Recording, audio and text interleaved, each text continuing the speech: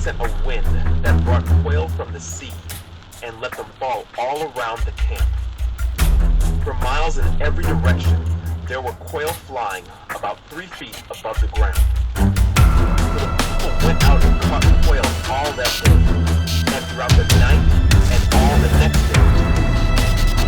No one gathered less than 50 bushels. They spread the quail all around the camp to dry. But while they were gorging themselves on the meat, while it was still in their mouths,